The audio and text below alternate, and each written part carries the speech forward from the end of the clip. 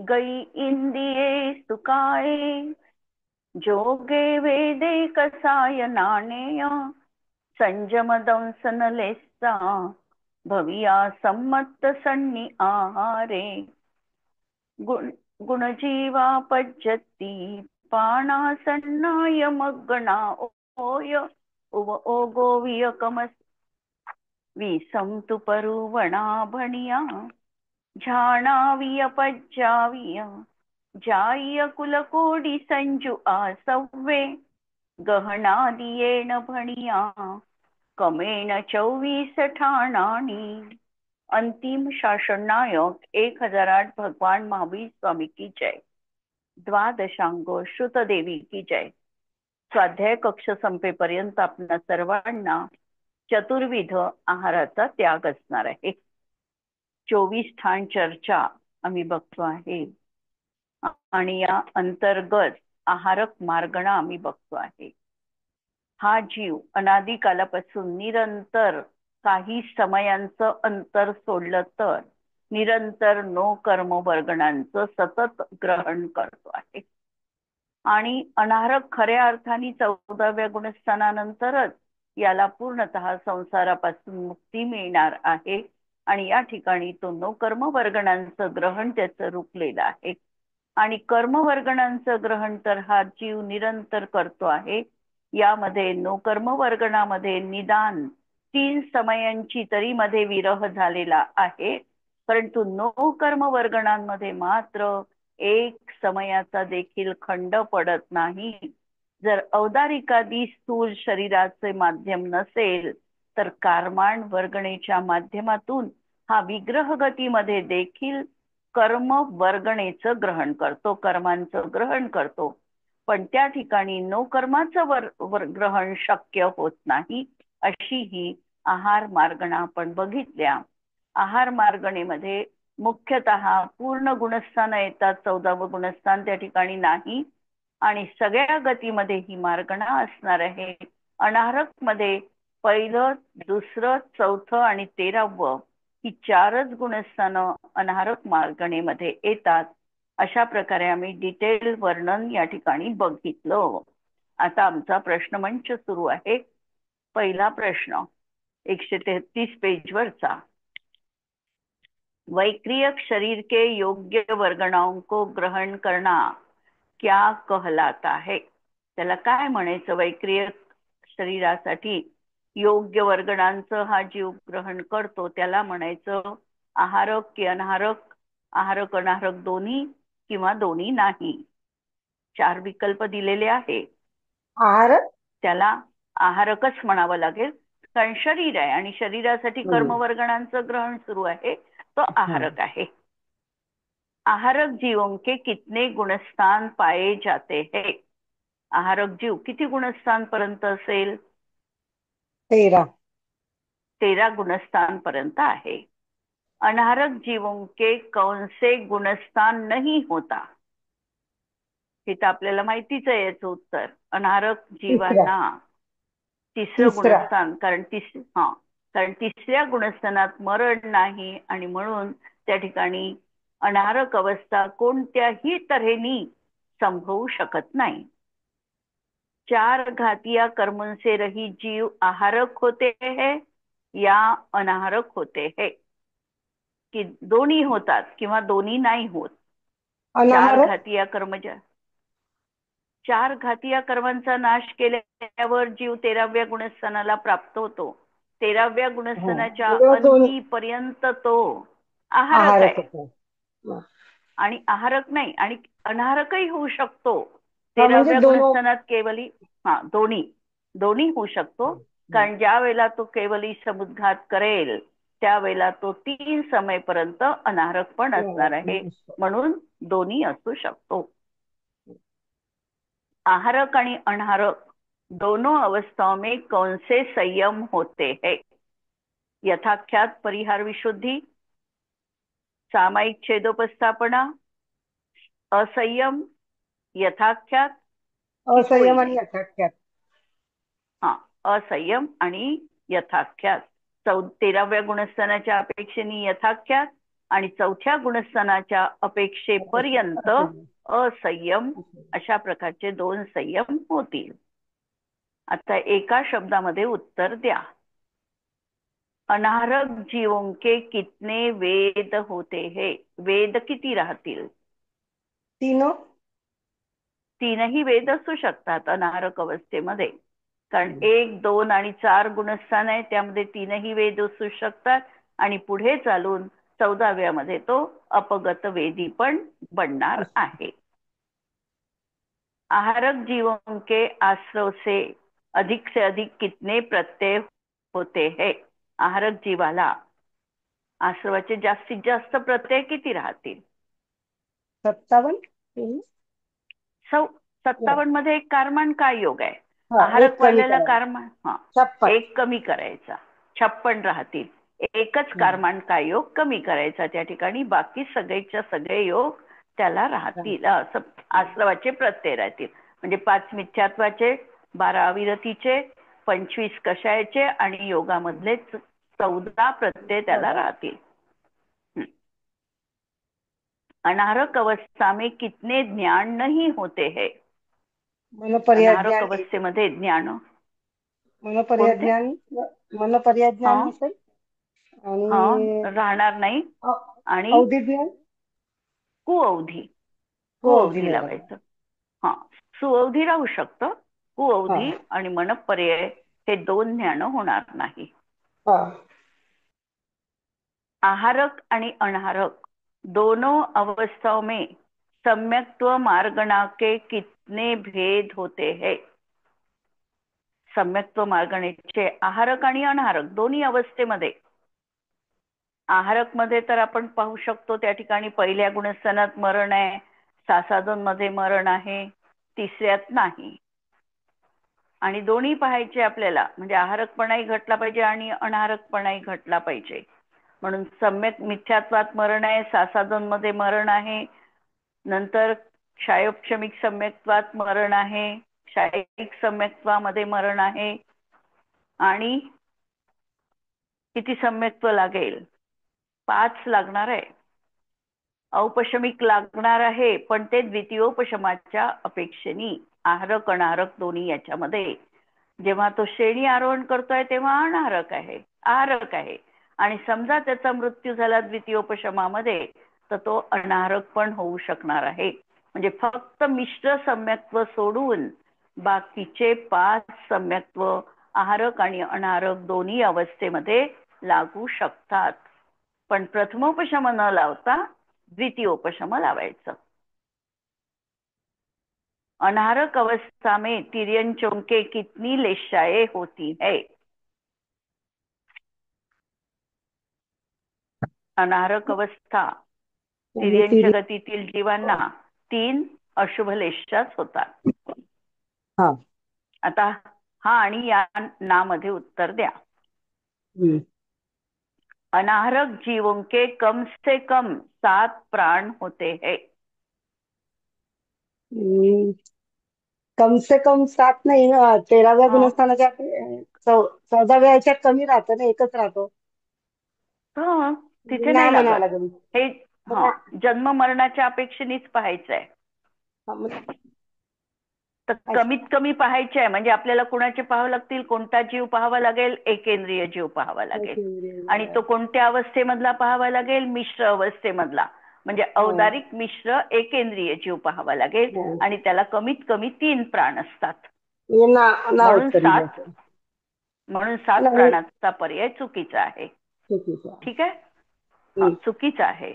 कारण हा अनाहारक जीवाला 7 प्राण राहतील तर कोणाला राहतील? संज्ञी पंचेंद्रिय अपर्याप्तकाला राहील, अपर्याप्तक अवस्थेत. पण आपल्याला कमीत कमी पाहायचे आहे, आणि कमीत कमी पाहायचे आहे म्हणजे आपल्याला एकेंद्रिय जीव पाहावा लागेल. म्हणून त्या ठिकाणी हा पर्याय चुकीचा आहे. दुसरा, अनाहारक अवस्था में आहारक मिश्र काय योग भी होता है? नाही होत ना. कारण त्या ठिकाणी मिश्र काय योग होतो, आहारक काय योग होतो आणि आहारक मिश्र काय योग होतो. परंतु कोणता हा काय योग होत नाही. अनाहारक अवस्थेमध्ये हा काय योग होत नाही. अनाहरक जीव संज्ञातीत भी होते है. हा. हा, कारण 13व्या गुणस्थानामध्ये जीव संज्ञातीत झालेला आहे. आहारक अवस्था में 5 संयम ही होते है. आहारक ना अवस्थामध्ये ना किती सातवी संयम होतात? 7 सातवी होतात. 7 होतात, त्याच्यामुळे 5 चुकीचं आहे. अनाहरक अवस्था में एकेंद्रिय जीव ही होते है. ना हाही पर्याय चुकीचा आहे, कारण सगळेच जीव पंचेंद्रियापर्यंतच्या जीवांनाही अनाहरक अवस्था अनारत असू शकते, आणि म्हणून हा पर्याय पण चुकीचा आहे. आता रिक्त स्थानांची पूर्ती करा. अनाहरक जीवों के किती कश आहे? 25 ही कश आहे? योग किती? एक योग. कोणता? अनाहरक आहे म्हणजे कर्मंता योग. कार्मांका योग. आणि लेशा? साही. काही असू शकतात. हा, साही आहे. आहारक जीवों के दर्शन? आहारक जीवांना चारी दर्शन असू शकतात. म्हणजे केवळ ज्ञानी पण असू शकतात ते, म्हणून हो. केवळ दर्शन पण असू शकते, आणि बाकीचे 3 तर आहेतच संसारी आहेत. जीवांना. नंतर प्राण? 10. दाही पण. आणि ध्यान? ध्यान 15. एक शेवटचं नसेल. 15. एक शेवटचं नाही राहणार. अनारक जीवों के संज्ञातीत अवस्था में किती गुणस्थान? संज्ञातीत अवस्था संज्ञातीत अवस्था म्हणजे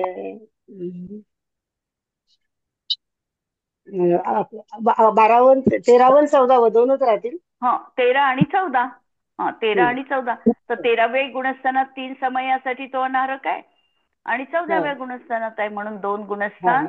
आणि यथाख्यात संयम, एकच संयम. एकच आहे. आहारक जीवों के अपगत वेदी अवस्था में, अपगत वेदी आणि आहारक असा जीवांना ज्ञान.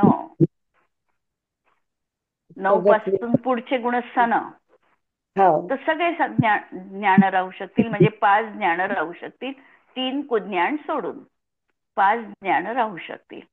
आणि सम्यक्त्व आता 9व्या गुणस्थानापासून आहे. मग आता इथे सम्यक्त्व कोणतं राहील? 9व्या गुणस्थानापासून म्हणजे सूक्ष्म नाही. हो, सूक्ष्म सामायिक सम्यक्त्व क्षेत्रप्रस्थान. सम्यक्त्व पाहायचंय, चारित्र्य नाही, अच्छा. सम्यक्त्व पाहायचंय. सम्यक्त्व मग शाहीक सम्यक्त्व किंवा क्षयक्षणिक. क्षायोक्षमिक राहतच नाही. नाही, द्वितीयोपशम. द्वितीयोपशम आणि शाहीक. क्षयिक. दोन कारण राहू काय आहे? शकतील. क्षायोक्षमिक सम्यक्त्व 7 पर्यंत राहणार आहे. अपगेत हा वेदी होणार आहे 9व्या गुणस्थानामध्ये. म्हणजे 9व्या 9व्या गुणस्थानामध्ये क्षायोक्षमिक सम्यक दृष्टी पोहोचू शकत नाही, म्हणून हम्म. त्या ठिकाणी द्वितीयोपशम सम्यक्त्ववाला तिथे जाऊ शकतो. आणि म्हणून द्वितीयोपशम सम्यक्त्व आणि क्षायिक सम्यक्त्व शाहीक. हे 2 बरं. सम्यक्त्व राहतील. आहारक जीवों के सासाधन गुणस्थान में किती गती होत नाही? हो. कोणती? 1 नरक गती नाही होणार. आणि किती योग होणार नाही? तर त्यांना 14 योग होणार नाही, कारण फक्त कर्माण योगच त्यांना होतो, म्हणून 14 योग होणार नाही. नंतर आता सही जोडी बनाइये. या ठिकाणी आपल्याला पुस्तकच उघडावं लागेल. आहारक भी है, आहारक भी है, त्याला आहारक अवस्थेमध्ये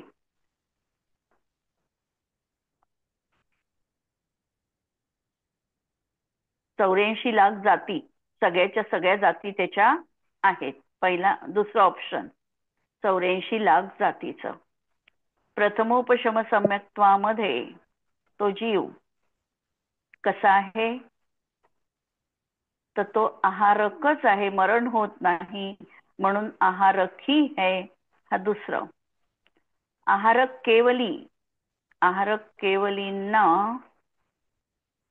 आता काय आहे? आहारक आहे आणि केवली आहे, म्हणजे 13वं गुणस्थान आहे. 13व्या गुणस्थानामध्ये अयोग केवली नाही बसत. आहारक अनाहारक दोन्ही बस, पण आहारक घेतलाय म्हणून ते पण नाही आणि अनाहारक आहे हे पण नाही. आसवचे शह प्रत्यय, कारण त्या ठिकाणी आहारक अनाहारक दोन्ही बसणार नाही, कारण आहारक केवली विचारलेले आहे, अनाहारक बसणार नाही. नंतर त्या ठिकाणी अयोग केवली पण बसत नाही, 3 गती पण बसत नाही. आश्रवाचे 6 प्रत्यय बसतात का? कोणते 6 प्रत्यय राहतील? योगाचेच राहतील. आता आहारक केवली आहे म्हणजे योगाचे 6 प्रत्यय राहतील. 2 मनाचे, 2 वचनाचे आणि कायेचे. औदारिक काय आणि औदारिक मिश्र. आहारक काय म्हणजे 2 लावावे लागतील, औदारिक आणि औदारिक मिश्र. क्लिअर? आहारक केवलींना आसवाचे 6 प्रत्यय राहतील, 2 वचनाचे, 2 मनाचे आणि 2 कायेचे. कायेचे कोणत्या अपेक्षेने? औदारिक काय योग तर राहणारच आहे, पण मिश्रपण अवस्थामध्ये ते आहारकच आहे आणि म्हणून ते असा दुसरा प्रत्यय राहतील. नंतर आहारक ही है. आहारक कधी असणार आहे हा जीव?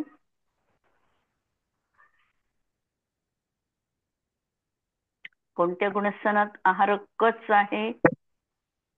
सम्यक मिथ्यात्व गुणस्थानात हा जीव आहारकच आहे. हॅलो, डिस्टर्बन्सेस आहे का पाण्यामुळे?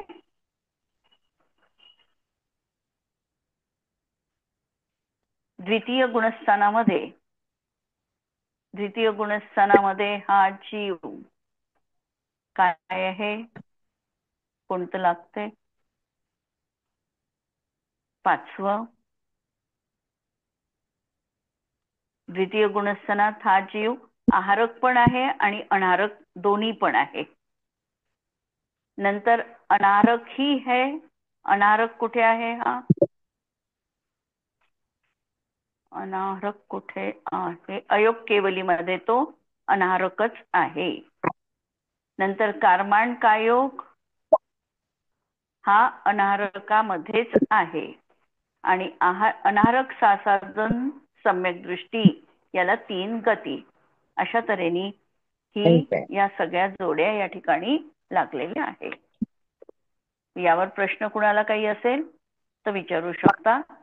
आणि आता आपलं गुणस्थानाचं प्रकरण सुरू आहे. अत्यंत महत्वाचं असं हे प्रकरण आहे आणि गुणस्थानाचं प्रकरण आपण थोडं डिटेलमध्ये पण पाहू यावेळेला, की गुणस्थानामध्ये त्या जीवांची प्रत्येकाची संख्या किती असते, त्याचं उपादान कारण काय आहे, निमित्त कारण काय आहे, अंतरंग हेतू काय आहे, नंतर त्याला कर्माच्या प्रकृतींचा उदय कशा प्रकारचा असतो, या दृष्टीने आपण थोडंसं गुणस्थानांचं जे वर्णन आहे ते थोडं डिटेलमध्ये बघू, म्हणजे आपलं गुणस्थानाविषयीच्या बऱ्याचशा कल्पना आपल्या क्लिअर होऊन जातात. पहिल्यांदा आपण 3 गुणस्थानं तशी बघितलेली आहे.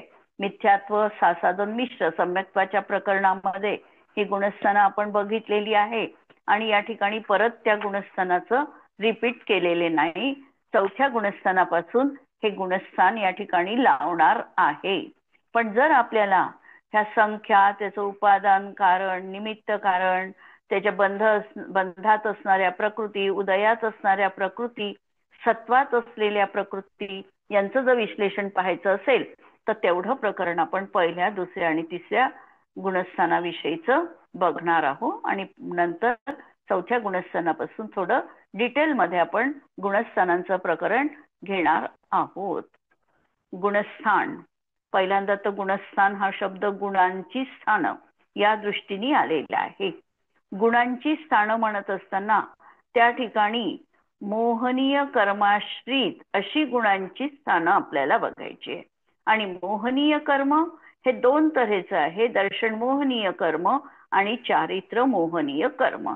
तर दर्शन मोहनीय कर्म आणि त्यासोबत असणारा योग, अशा मोह आणि योग यांच्या तरतमतारूप असणाऱ्या स्थानांवरून जीवाचे जे काही परिणाम विशेष झालेले आहे, म्हणजे मोहनीय कर्माचा उदय असताना, उपशम असताना, क्षय असताना किंवा क्षयोक्षम आदी अवस्था असताना आणि योग असताना जी काही जीवाच्या भावांची तरतमरूप अवस्था झालेली आहे त्याला गुणस्थान असं म्हटल्या जातं. म्हणजे मोहाची स्थानं पाहायची आणि योगाची पण, दोन्ही त्या ठिकाणी बघितलेलं आहे. आणि यामध्ये मोहनीय कर्माचे आम्ही दोन भेद केले, दर्शन मोहनीय कर्म आणि चारित्र मोहनीय कर्म.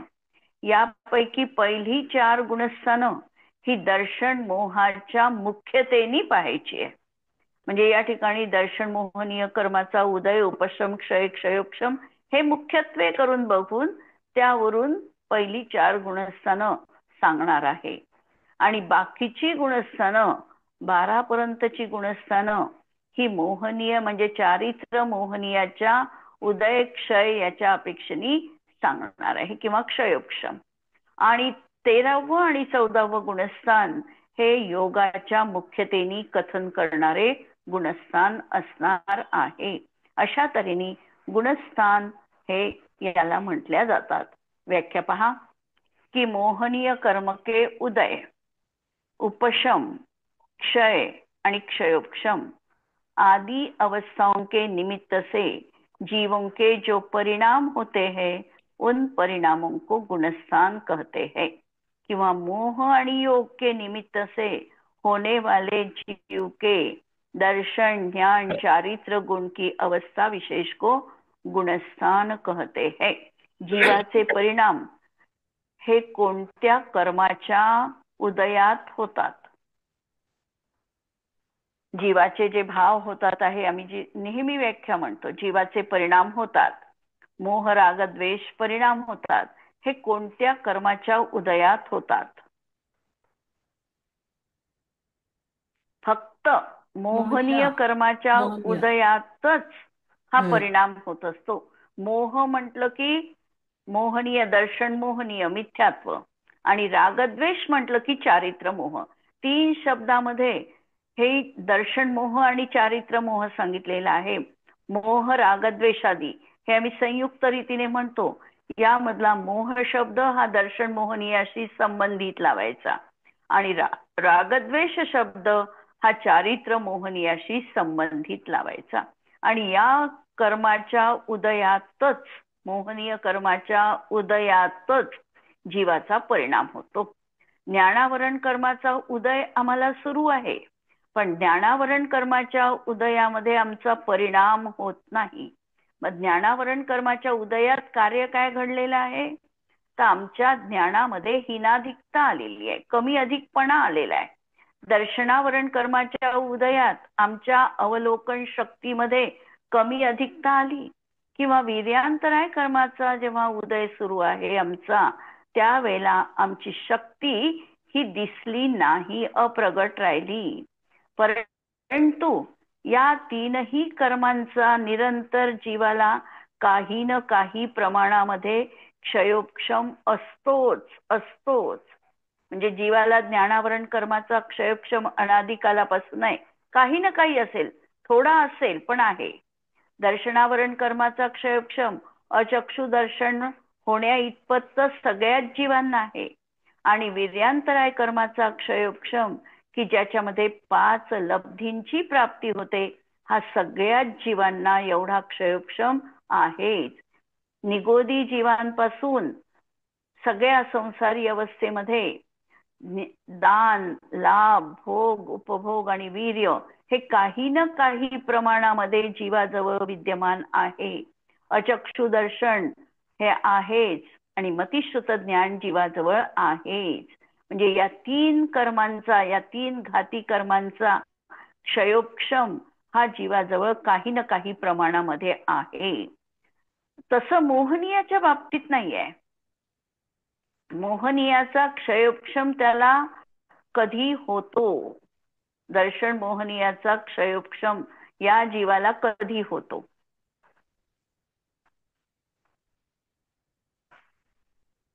प्रश्न समजला आहे. बाकीच्या कर्मांबद्दल मी बोलली की बाकीच्या कर्मांचा अनादिकालापासून जीवाला क्षयोक्षम आहे आणि काही प्रमाणामध्ये त्याला तशा प्रकारची प्राप्ती म्हणा किंवा ज्ञान दर्शन प्रगट रूपाचं म्हणा हे त्याला आहेच. परंतु मोहनीय कर्माचा मात्र जीवाला असा क्षयोक्षम नाही. जेव्हा पहिल्यांदा मोहनीय कर्माचा त्याला उपशम होईल त्यावेळेला त्याची सम्यक श्रद्धा निर्माण होते आणि नंतर मोहनीय कर्माचा दर्शन मोहनीय कर्माचा उपशम जीवाला होऊ शकतो, त्याच्या आधी नाही. मोहनीय कर्माचा उपशम चारित्र मोहाच्या बाबतीतही चारित्र मोहाचा अनादी कालापासून जीवाला उदय सुरू आहे, अनंतानुबंधीचा उदय सुरू आहे, मिथ्यात्वाचा उदय सुरू आहे आणि म्हणून मिथ्यात्व कर्माच्या उदयामध्ये जीवाचा मिथ्यात्वरूप परिणाम आहे. चारित्र मोहनीय कर्माच्या उदयात जीवाला रागद्वेष परिणाम आहे. अनादी कालापासून अशीच याची परिपाटी आहे आणि यानंतर जेव्हा जीवाला सर्वप्रथम सम्यक ज्ञान दर्शनाची प्राप्ती होईल तर ती सम्यक दर्शनाची प्राप्ती सर्वप्रथम जीवाला होते. ती कोणत्या भावापासून होते? औपशमिक औपशमिक भावापासून होते. म्हणजे धर्माची जी सुरुवात जीवनामध्ये होते ती कोणत्या भावापासून होणार आहे? औपशमिक भावापासून होणार आहे. म्हणून तत्वार्थ सूत्रामध्ये दुसऱ्या अध्यायामध्ये जे पहिलं सूत्र ठेवलं त्या ठिकाणी पहिला शब्द आचार्यांनी ठेवला औपशमिक. शायिक पहिल्यांदा ठेवला औपशमिक, कारण धर्म सुरुवात झाली, धर्माची सुरुवात जीवनात झाली ती औपशमिक भावापासून झाली. आणि हा औपशमिक भाव जेव्हा आम्हाला जीवनात प्रगट झाला, म्हणजे सम्यक दर्शनाची औपशमिक भाव प्रगट नाही झाला, औपशमिकपणा हा उपशम कर्मात घडला आणि त्या निमित्ताने जीवाचा औपशमिक भाव प्रगट झाला. तर हा भाव प्रगट झाला याचा अर्थ आता त्याची श्रद्धा समीचीन बनली. जी मिथ्यात्व कर्माच्या उदयात त्याची विपरीत श्रद्धा होती ती बदलून आता ती समीचीन रूपाने झालेली आहे. अशा तऱ्हेने मिथ्यात्वाचा म्हणजे मोहनीय कर्माचा आम्हाला निरंतर अनादी कालापासून उदय सुरू होता आणि सर्वप्रथम उपशम होऊन औपशमिक भाव प्रगट होईल आणि त्यानंतर पुढे चालून क्षयोपशमिक सम्यक्त्व किंवा चारित्राची जीवाला प्राप्ती होऊ शकणार आहे. आणि योग हा तर 13व्या गुणस्थानापर्यंत जीवाला सतत सतत असणार आहे. योगापासून या जीवाला मुक्ती मिळालेली नाही. जरी त्याला ज्ञात झालं की योग जीवाचा स्वभाव नाही आहे, हे जरी 4थ्या गुणस्थानात त्याला प्रतीतीत आलेलं आहे, तरी देखील संयोग अवस्थेपर्यंत प्रतिसमय या जीवाच्या आत्मप्रदेशांमध्ये मन वचन कायेच्या निमित्ताने परिस्पंदन सुरू आहे. आणि यांनी बिघडलं काय आमचं? तर यांनी कर्माला आकर्षित केलं. योग शक्तीचं कार्य हे आहे की योगामुळे हे कर्म आमच्याकडे आकर्षित होतात आहे आणि आकर्षित झाले आणि त्या ठिकाणी या योगाच्या जोडीला आमचा जो रागद्वेषादी स्निग्धरूप परिणाम दिसला, त्यामुळे हे जीवाजवळ कर्म काही काळासाठी टिकत आहे. म्हणून योगामुळे प्रकृती आणि प्रदेश बंद झाला आणि त्यासोबत जो कषाय विद्यमान आहे, या कषायांनी जीवाला स्थिती आणि अनुभाग बंध पडणार आहे. आणि ही सगळी अशी प्रक्रिया होत असताना जीवाचा जो श्रद्धा ज्ञान आणि चारित्र गुणाचा गुण प्रगट होणार आहे आणि योगामुळे जी अवस्था होणार आहे तिला गुणस्थान असं म्हटलं. म्हणजे आमच्या भावांची डिग्री जर आम्हाला मापन करायची असेल, त्याच्यासाठी थर्मामीटर कोणतं असेल तर ते गुणस्थान रूपी थर्मामीटर आम्हाला दिलेलं आहे. आता मोह आणि योग किसे कहते है. मोह या शब्दाचा अर्थ मिथ्यात्व राग द्वेष को मोह कहते हैं. जर मोह राग द्वेष असे संयुक्त शब्द असतील तर त्यामध्ये मोहाचा संबंध मिथ्यात्वाशी लावायचा आणि रागद्वेषाचा संबंध चारित्र मोहाशी लावायचा. आणि योग मन वचन काय के निमित्त से आत्मा के प्रदेशों के चंचल होने को योग कहते हैं. मनाच्या निमित्ताने होईल, कधी कधी वचनाच्या निमित्ताने होईल आणि कधी कायेच्या निमित्ताने होईल, जे आत्मप्रदेशांमध्ये प्रतिसमय परिस्पंदन होत आहे. आत्मप्रदेश स्थिर नाहीच. स्थिर आत्मप्रदेश कधी होणार आहे? जीवाचे आत्मप्रदेश स्थिर कुठे होतात?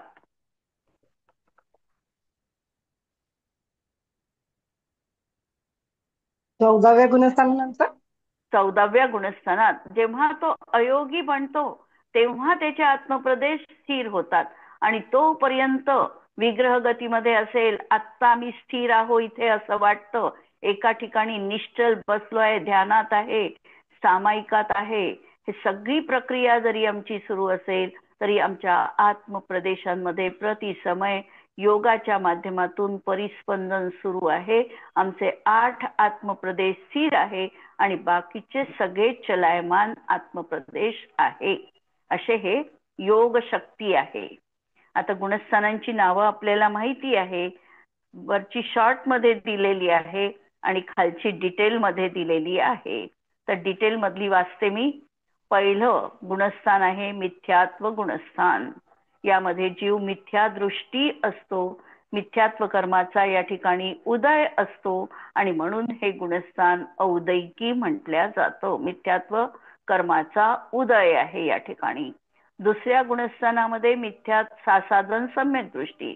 या ठिकाणी मिथ्यात्व कर्माचा उदय नाही आणि केवळ अनंतानुबंधीचा उदय आहे.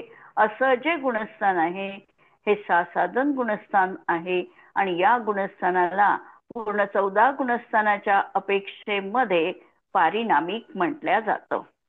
तिसरं गुणस्थान आहे, या गुणस्थानामध्ये दर्शन मोहनीयापैकी सम्यक्त्व मिथ्यात्व अशा मिश्र प्रकृतीचा उदय आहे. आणि हे गुणस्थान जीवाला सम्यक्त्व रूप परिणाम किंवा मिथ्यात्व रूप परिणाम असे न होऊ देता जात्यंधर रूपाचे परिणाम या गुणस्थानात असतात. हे मिश्र गुणस्थान आहे. या गुणस्थानाला क्षायोपक्षमिक गुणस्थान म्हटलेलं आहे. चौथं गुणस्थान आहे अविरत सम्यक्त्व. या ठिकाणी जीवाची श्रद्धा तर समीचीन झालेली आहे, परंतु व्रत पालन करण्याचा परिणाम नाही, असं हे गुणस्थान आहे अविरत सम्यक्त्व. हे गुणस्थान आता या ठिकाणी असंयम भाव आहे म्हणून असंयमाच्या अपेक्षेने औदैकी म्हटल्या जातं. सम्यक्त्व हा जीवाचा स्वभाव प्रगट झालेला आहे आणि दर्शन मोहनीयाच्या अपेक्षेने या गुणस्थानाला आपण स्वाभाविक गुणस्थान किंवा असं स्वतःचा असा सम्यक्त्व रूप परिणाम प्रगट झालेला आहे, असं हे गुणस्थान आहे. संयता संयत हे 5वं गुणस्थान आहे.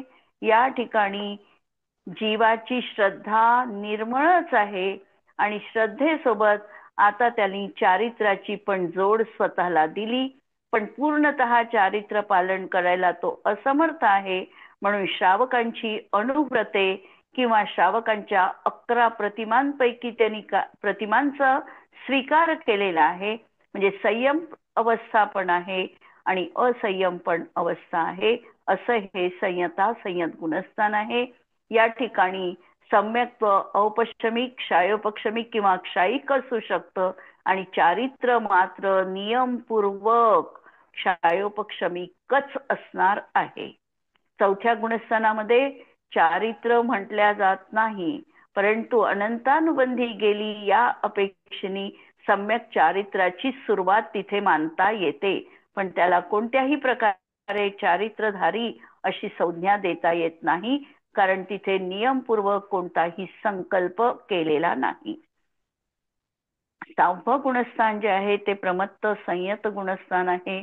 या ठिकाणी जीव महाव्रतांचं पालन करतो आहे, परंतु अजूनही त्या ठिकाणी थोड्याफार प्रमाणामध्ये प्रमाद अवस्था आहे आणि या ठिकाणी जो प्रमाद आहे हा प्रमाद म्हणजे आमच्यासारखा आळस, निद्रा, स्नेह अशा प्रकारचा परिणाम नसून शुभोपयोगामध्ये प्रवृत्ती रूप प्रमाद त्यांच्या जीवनात आहे.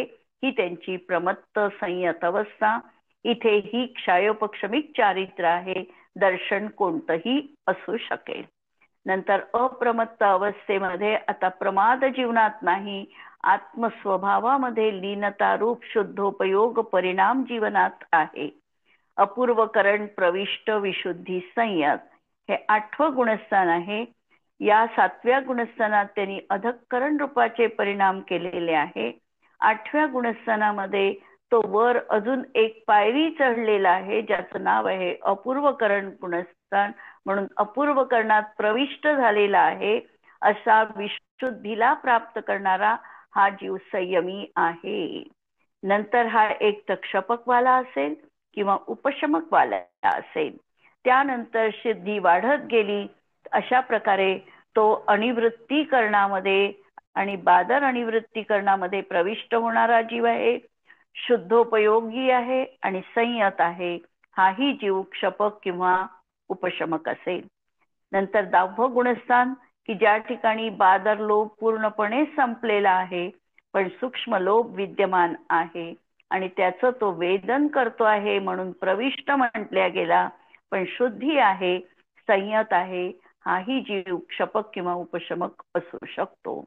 11व्या गुणस्थानामध्ये जाणारा जीव मात्र हा उपशम श्रेणी आरोहण करणाराच असणार आहे. परंतु कशाय पूर्ण उपशमित झाले आहे, म्हणून वितराग भाव आहे, म्हणून 3 घाती कर्मांचा उदय आहे, म्हणून छद्मस्त आहे. 12व्या गुणस्थानामध्ये मोहनीय कर्माचा पूर्णतः क्षय झालेला आहे, म्हणून वितराग दशा आहे. परंतु 3 घाती कर्म विद्यमान आहे आणि म्हणून तो छद्मस्त आहे. नंतर सयोगी केवली सयोग केवलीमध्ये हा जीव नो कर्म वर्गणांचं ग्रहण करतो आहे. योगाच्या माध्यमातून आत्मप्रदेशांमध्ये परिस्पंदन होत आहे, म्हणून सयोगी आहे. केवल ज्ञान झालं म्हणून केवली आहे. आणि जिनं त्यांनी जिंकलेलं आहे कर्मशत्रूंना, म्हणून जिनं आहे. आणि अयोग केवलीमध्ये आता परिस्पंदन देखील थांबलेलं आहे. अयोग अवस्था आहे त्यांची. केवली भगवान तर ते आहेच, केवल ज्ञानाने संपन्न आहे आणि जिनं आहे. अशा तऱ्हेने हे 14 गुणस्थान आपल्याला बघायचे आहे. उद्याला आपण याच्याविषयी आणखी बघू. स्तुती म्हणू. स्याद्वादनय षटद्रव्य गुण पर्याय और प्रमाण का, जड़ कर्म चेतन बंध का, अरु कर्म के अवसान का, कह कर स्वरूप यथार्थ जग का, जो किया उपकार है, उसके लिए जिनवाणी माँ को वंदना शत बार है, वंदना शत बार है. नमो अरिहंताणम, नमो सिद्धाणम, नमो आयर्याणम, नमो उज्जायाणम, नमो लोये सव्वसाहुणम. सर्वांना जय जिनेंद्र.